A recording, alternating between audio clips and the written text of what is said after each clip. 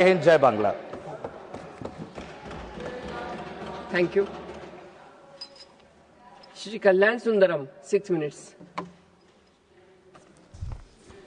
மாண்புமிகு சபையின் தலைவர் மற்றும் அனைத்து கட்சி தலைவர்கள், அமைச்சர் பெருமக்களே, அவையின் உறுப்பினர்களே, அனைவருக்கும் வணக்கம். நான் அரசியல் பேசவில்லை, மக்களின் அவசியத்தை பற்றி பேசுகிறேன். நேரம் தாருங்கள். ஒல்லும் வகையான அறிவினை ஓவாதே செல்லுவாய் எல்லாம் செயல். விளக்கம்: செய்யக்கூடிய செயல்கள் எவையாயினும் அவை எல்லா இடங்களிலும் தொய்வில்லாத அறவழியிலே செயல்பட வேண்டும். கலைஞர் மு. கருணாநிதி. திராவிட முன்னேற்ற கழகத்தின் சார்பில் தமிழகத்தை பிரதிநிதித்துவப்படுத்தி பேரறிஞர் அண்ணா, முரசொலி மாறன், கனிமொழி, கருணாநிதி ஆகியோர் உரையாற்றிய இந்த சபையில் பேசும் வாய்ப்பை வழங்கிய என்னை பெருமைப்படுத்திய தமிழ்நாடு முதல்வர், துணை முதல்வர்களுக்கு உரையாற்ற அனுமதி வழங்கிய தங்களுக்கு எனது மானமார்ந்த நன்றியை தெரிவித்துக் கொள்கிறேன். எனது கோரிக்கையை ஏற்று கும்பகோணம் ரயில் நிலையத்தை விரிவாக்கம் செய்து அனுமதித்ததற்கு, கும்பகோணத்திலிருந்து குட்ஷெட்டை திருநாசிரத்துக்கு மாற்றி கொடுத்ததற்கும் ஒன்றிய அரசுக்கு எனது மனமார்ந்த நன்றியை தெரிவித்துக் கொள்கிறேன். 100 நாள் வேலைக்கு திட்டம். மகாத்மா காந்தி தேசிய வேலைவாய்ப்பு உறுதி திட்டத்தின் முடிவினையும் ஒன்றிய அரசை ஏற்றுக்கொண்டிருக்கிறது. இத்திட்டத்தை மறுபெயரிட்டு தேசப்பிதா மகாத்மா காந்தியின் பெயரை நீக்கி புதிய திட்டமாக மாற்றி அறிவிக்கப்பட்டது. மட்டுமல்லாமல் மத்திய அரசு திட்ட நிதியில் 40% தொகையை மாநில அரசுகள் ஏற்க வேண்டும் எனவும், வேலையாட்களை தேர்வு செய்வதில் ஏற்படுத்தப்பட்ட புதிய விதிமுறைகளால் உறுதியாக திட்டம் சீர்குலைக்கப்படும் என்பதை சுட்டிக்காட்ட விரும்புகிறேன்.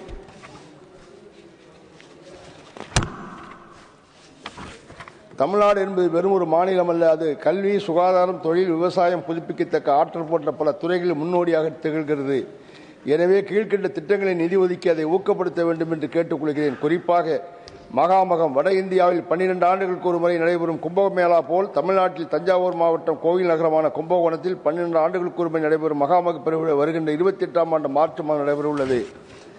இப்பெருவிழாவிற்கு 50 லட்சத்துக்கு மேல் அதிகமான பக்தர்கள் உலகமெல்லாம் இங்கிருந்து வருகை தருவார்கள் என எதிர்பார்க்கும். எனவே தஞ்சாவூர் விமான நிலையத்தை சீரமைத்து 2020 ஆண்டுக்குள் பயன்படுத்திக் கொண்டு வர நடவடிக்கை எடுக்க வேண்டும். கும்பகோணம் ரயில் நிலையத்தை தற்போது நிதி ஒதுக்கீடு செய்யப்பட்டு புதுப்பிக்கும் பணிகள் தொடங்கப்பட்டுள்ளது. இப்பணிகளை இந்த ஆண்டு இறுதிக்குள் முடித்து பயன்பாட்டில் கொண்டு வரவும், பக்தர்கள் வசதிக்காக கூடுதல் சிறப்பு ரயிலிடவும், தஞ்சை, கும்பகோணம், விழுப்புரம் இடையிலான இருவழி பாதைகளை விரைந்து முடித்திடவும் மற்றும் நீடாமங்கலம், கும்பகோணம், விருத்தாசலம், கும்பகோணம் இடையிலான புதிய இருப்பு பணிகளை விரைந்து தொடங்க வேண்டும். அதேபோல் கும்பகோணம் காவிரிக்கரையில் அமைந்தப்பட்டுள்ள சுற்றுலாத்துறையின் கீழ் நடத்தப்பட்டு வந்த ரிசார்ட் ஹோட்டலை புதுமைத்து செயல்படுத்த வேண்டும். கும்பகோணம் மாநகரத்திற்கு வருகை தரும் பக்தர்களின் எண்ணிக்கையை கருத்தில் கொண்டு அம்மாநிலத்திற்கு தேவையான அனைத்து அடிப்படை உட்கட்டமைப்புகளும் சிறப்பு நிதி ஒதுக்கி முன்னேற்பாடுகளை மேற்கொள்ள வேண்டும்.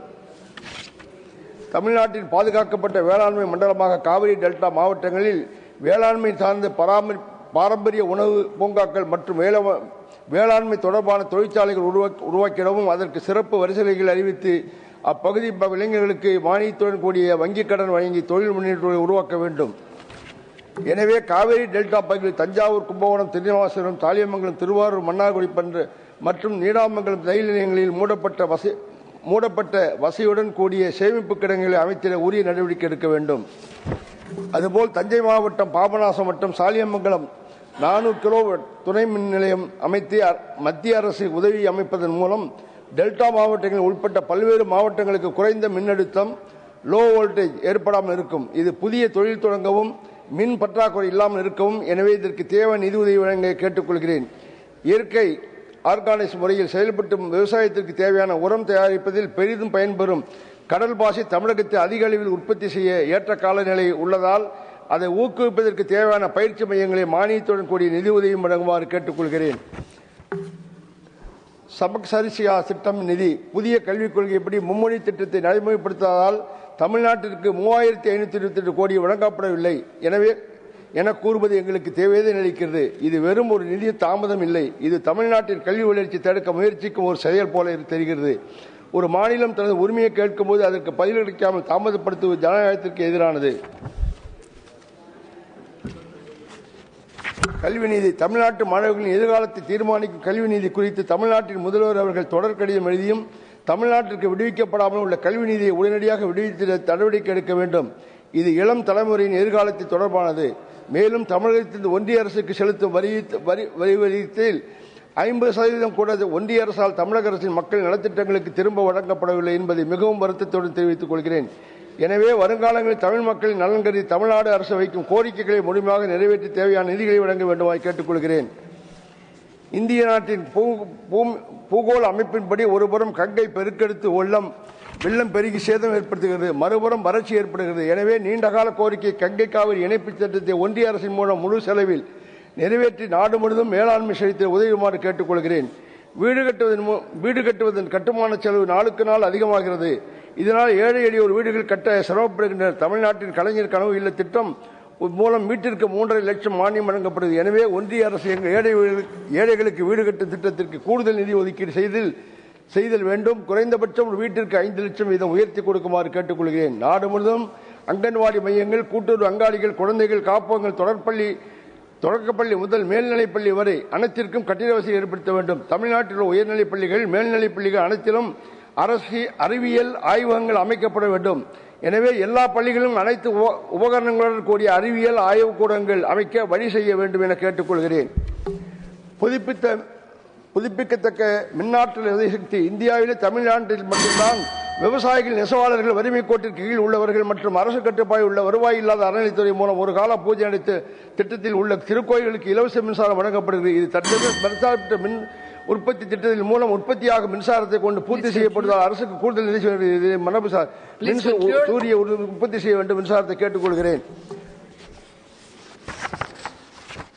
அத்தகைய எண்ணம் கொண்ட சூரியன் எப்படி எல்லோருக்கும் பாகுபாடு வேண்டி தன்னொளி கொடுக்கிறதோ அதுபோல உதயசூரியனால் ஒளிக்கின்ற எங்கள் தலைவர் முத்துவேல் கருணாநிதி ஸ்டாலின் அவர்கள் நல்லாட்சி கட்சி, சாதி, மத, மொழிக்கு அப்பாற்பட்டு பல முன்னோடி திட்டங்களை வழங்கி தாய் உள்ளம் கொண்ட தாய்மானவரால் எல்லோருக்கும் எல்லாம் கிடைக்கும் வேண்டும் என்று தீர்மானம் என கொண்டவர். அத்தகைய எண்ணம் கொண்ட உதயசூரியனை இந்திய திருநாடு உரிய வழியில் பழிப்பெடுத்துக் கொண்டு ஒளிபெற வேண்டுமாய் கேட்டுக்கொள்கிறேன். இந்த அவையில் வாய்ப்பளித்த தமிழ்நாடு முதல்வர் மற்றும் துணை முதல்வர்களுக்கு எங்களது மனமார்ந்த மாநிலங்களை குழு தலைவர் ஆர்வி சகோதரர் திருச்சி சிவா அவர்களுக்கும் தங்களது மீண்டும் நன்றியை தெரிவித்துக் கொள்கிறேன். நன்றி, வணக்கம். Next speaker, Dr. Vikramjit Singh Sahni.